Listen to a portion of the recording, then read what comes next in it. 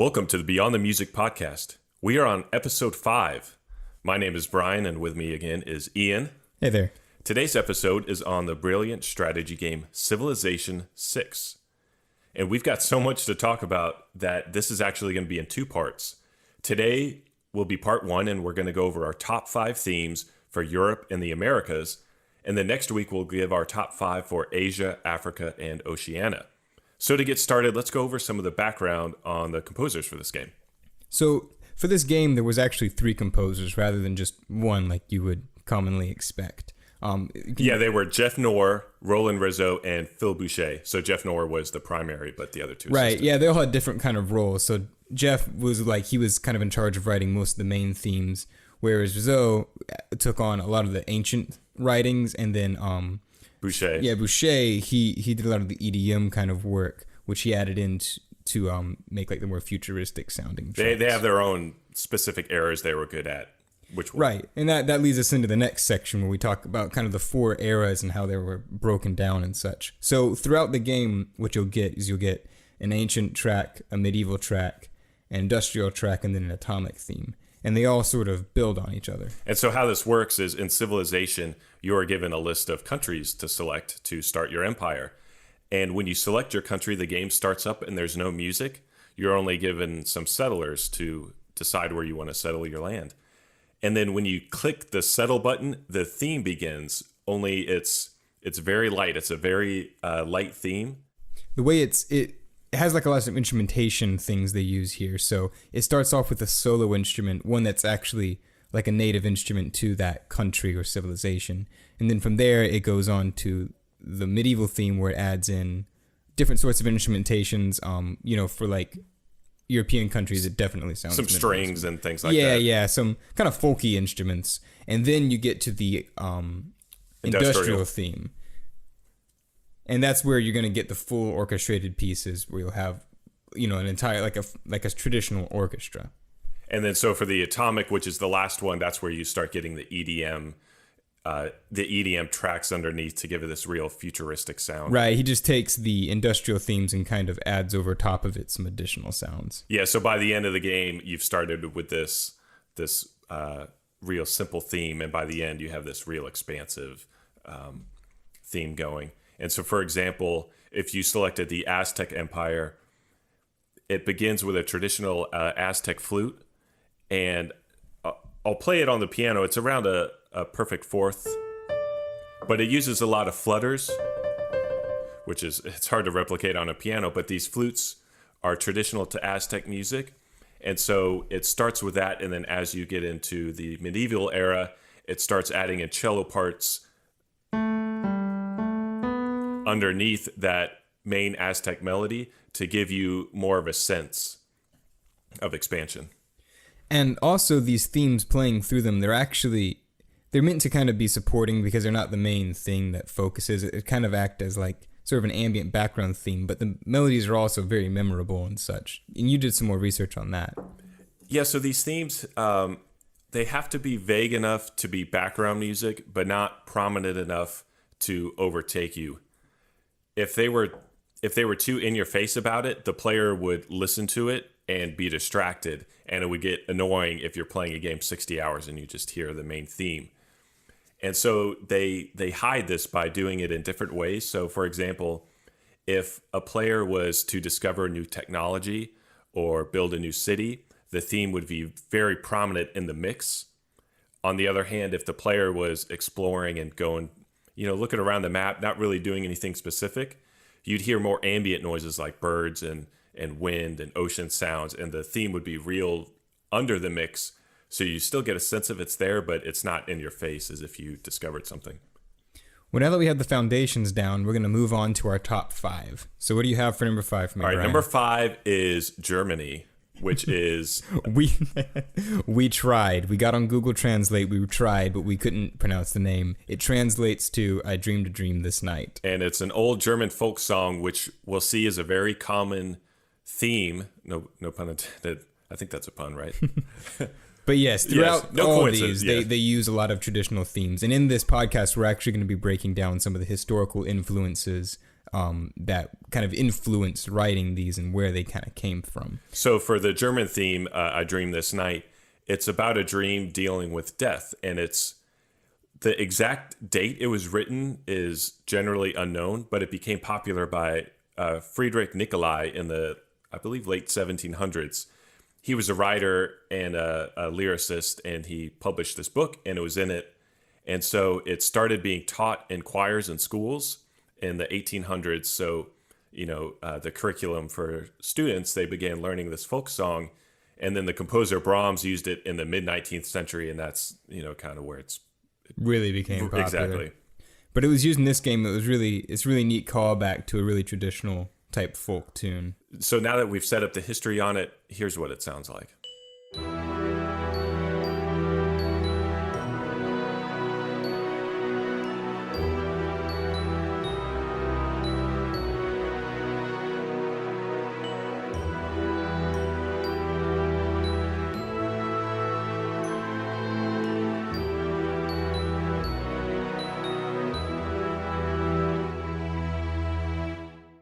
Number 4 is the theme for England. This one you'll probably know. It's Scarborough Fair. This is a very traditional melody that also doesn't really have a composer that it's attributed to, and there's multiple different versions of it. But the people that made this one famous was Simon and Garfunkel, actually. I have heard of them, yes. Right. Yes. Most people have heard of them. But this is very, like, if you've listened to the Celtic Women or something along those lines, you'll probably have heard this one before. Like most theme, or I should say like most folk songs in England, this was used in Dorian mode. It uses Dorian, two different kinds of Dorians as the theme progresses, but the majority is in Dorian mode. Right, and that was really common from this era of music coming out of England. It's so Dorian mode it's like minor, but it has a major sixth in it, so it kind of, it's a, I don't know, it's a strange sort of sound. I'll play it for you real quick.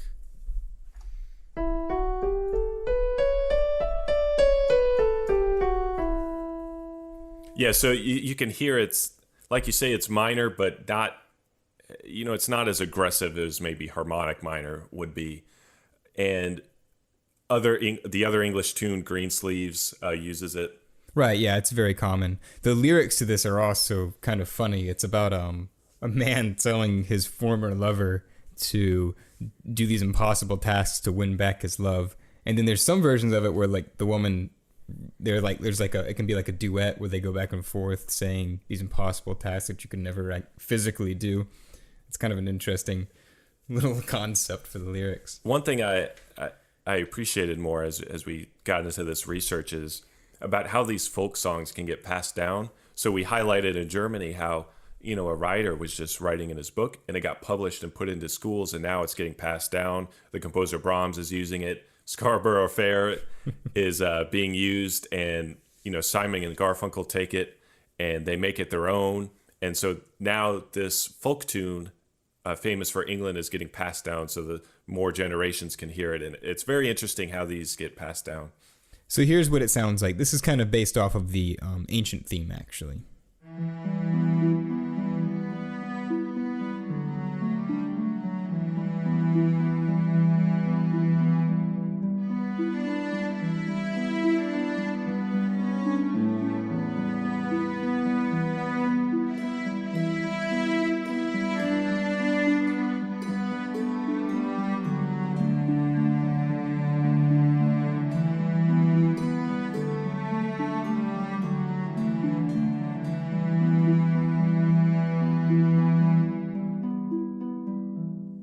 All right, Ian, we are on to our top 3. And at number 3, we have got Russia with the Kalinka folk song. It was written by Ivan Larengov.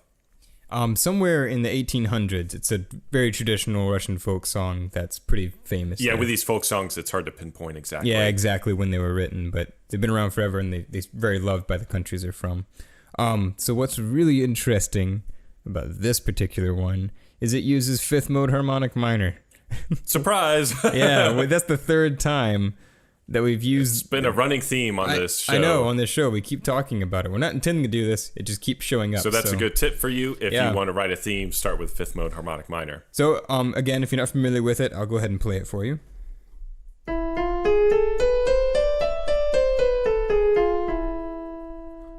very unique sound. You can tell why composers use that. It's a great place to start to build a theme around. And my favorite thing about this piece is the increase in the tempo. It's got a catchy melody. But each time it plays, it gets faster and faster and faster and faster. And you could tell why it's used as a dance tune, because it's so energetic. And without further ado, here's what it sounds like.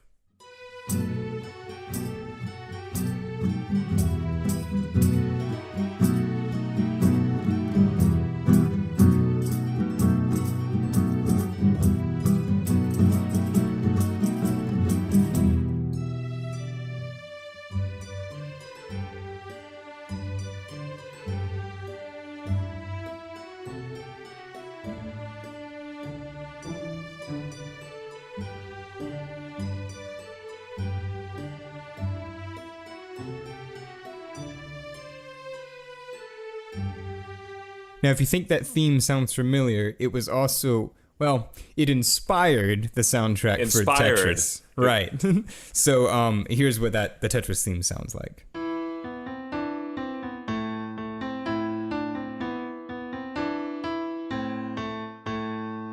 So for number 2, we have the American theme. This is based off an old folk tune written by Stephen Foster called Hard Times Come Again No More. It's a pretty simple ABA form, kind of common early American. That Americana sound to it.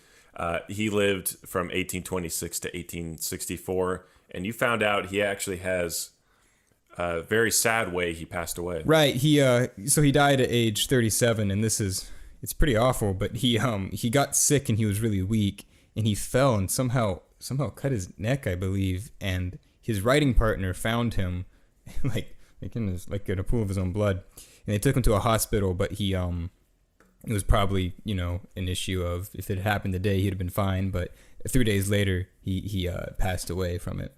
But during the time he was alive, he actually wrote over 200 different songs, and he was kind of, by modern day people, he's been pegged as the father of American music. And his orchestration for the tune in the ancient era, which is the very first era you hear in the game, is just a violin and a banjo playing the theme.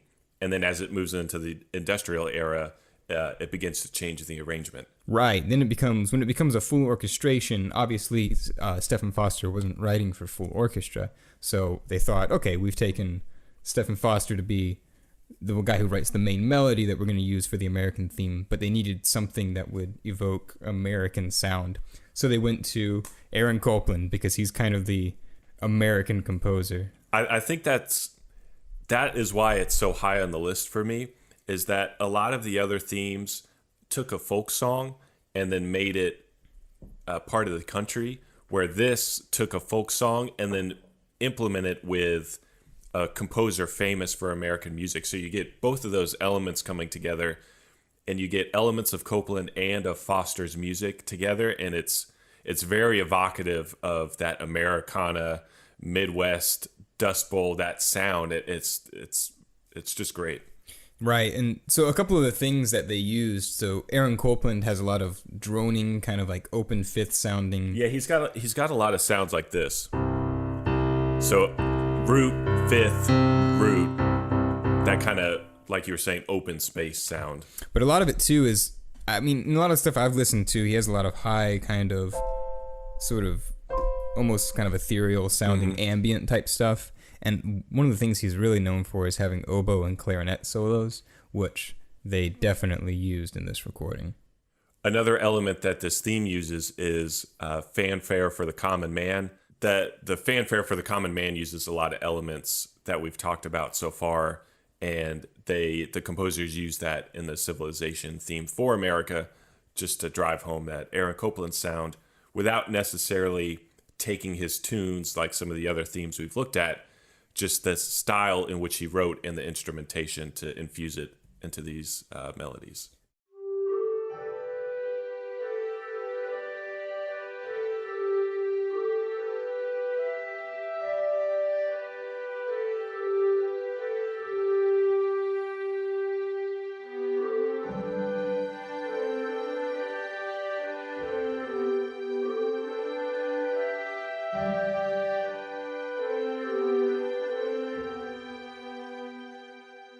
All right, before we get to our number one, we're going to hit some of the honorable mentions. My honorable mention is actually not a country theme. It's actually the main theme for the game, which is the Dream of Flight. It was recorded at Abbey Road Studios with a full choir. It's got a very hymnal sound to it, which means it's got a lot of 1-4 movement. So if you're in B flat, the 1 to the 4. So very popular in gospel and hymnal music, which is why it's used for this theme. Right, and Christopher Tin was the composer for that, so he didn't write anything else but for the game except for this, but he's really big into writing all these kind of other language, Latin-y sort of sounding stuff. He's got a lot of interesting music out there. It's kind of like an Eric Whitacre sort of sound, but it's way more orchestral based. So I wanted to put that in there because it's not technically a country, but it is a very good theme. Good to mention. Another one was Rome. We had Rome in there as a mentioning as well. Thought they had a good soundtrack. Yeah, I thought a lot of the European, they have very similar sounds to them. Rome didn't stand out quite as much as we thought England and Germany did, but it deserves mention here. Yeah, there's definitely really all the themes in Europe are good. Like the Spain theme is very good. And if you'll notice, we are not mentioning one country that has an excellent theme, and we're actually going to hit that next week. So just a little tease. Right, we'll talk about that at the end of this podcast. We'll see if you can guess which country we're talking about. Right. All right, so that's going to bring us on to number one, which is Brazil. It had to be Brazil.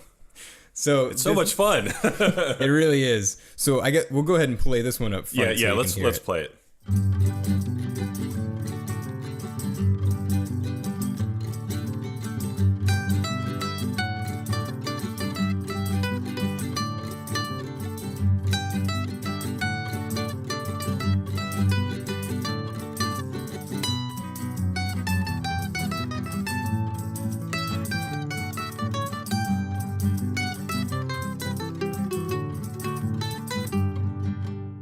The name of this tune is Brazeo, or something along those lines. It was written by Ernesto Nazareth.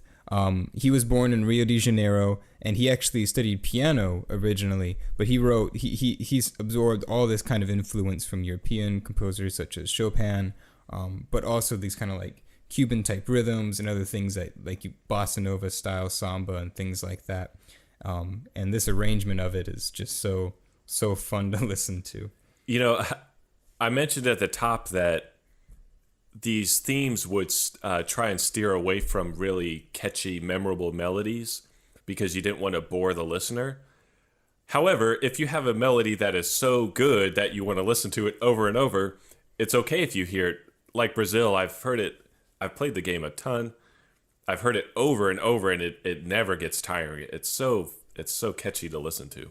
Well, to go back to Ernesto, like his way he composed this piece is it's constantly changing keys and it goes to different sections. It's super interesting to listen to. So whereas a lot of these other themes are based off of short folk tunes with short stanzas that repeat over and over again, this one goes through so many different reiterations because it's meant to be more instrumental and such, which gets to a really interesting section, kind of the instrumentation and how this piece was written. So, I studied classical guitar for a long time, and I still play. But when you got time.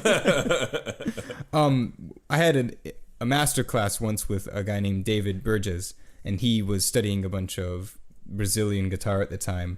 And they don't really have a bass player; they have a 7-string classical guitar that they play, and it sounds really interesting. And what's neat about this game is they actually got a 7-string classical guitarist to come in and record on the track. And they also have a mandolin as well to play. Yes, there's a mandolin, or it's it's a different style. It's not like the bluegrass type mandolin. It's like the A-frame, a little bit different. But yeah, and they had like all types of different guitars on it because there's actually, the guitar that you normally see is like an baritone guitar. No, it's alto guitar.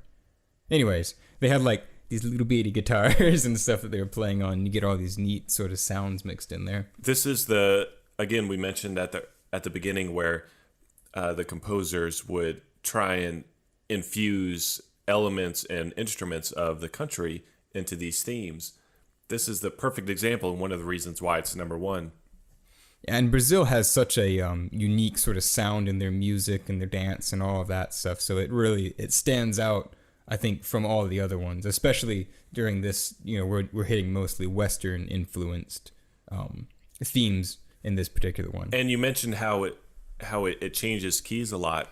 Some of the other themes we've looked at have a pedal tone drone underneath, where this theme starts in a major key and then it plays the same theme but in a minor key, so it tweaks it just a little bit, and it creates interest as you're playing as a gamer, to where it doesn't get stale. Right, and just the progressions in general, it uses a lot of secondary dominance. Like it has fives of fives, it has a 5 of 6 in it and such, and it goes through these different sort of fluctuations. And each instrument, especially in the medieval theme, which is the one we played, has like a part to it. And it's kind of like, it's like in a jazz band how everyone has like the thing they have to do.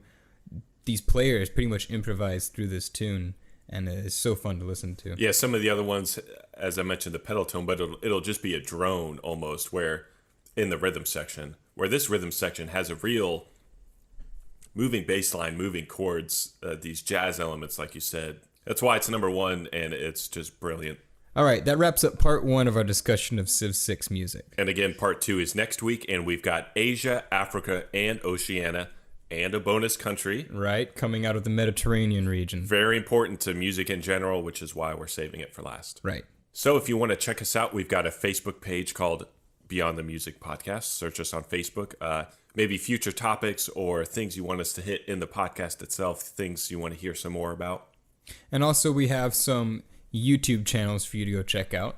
So I have a new one that I just posted called Music Making Academy. So I'll have some theory and video game music and film stuff there. What do you got, Mine Brian? is Orchestra Studio, ORCASTRA Like Studio. The Killer Whale. Exactly like the Killer Whale. Exactly like the Killer Whale. And it's a theory page. I go over theory videos, tips from movies on how to write themes for movies.